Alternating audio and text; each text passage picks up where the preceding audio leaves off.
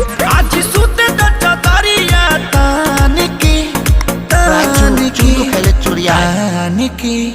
टूट जाए राजा जी, टूट जाए राजा जी पलंग सागवान के, टूट जाए राजा जी पलंग सागवान के।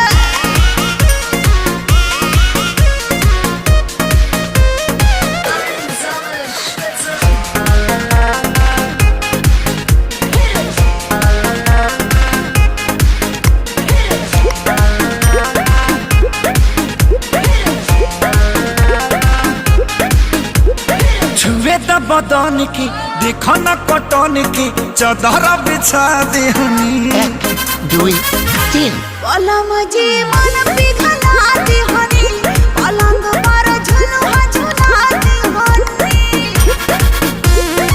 राजू देखो चले आए।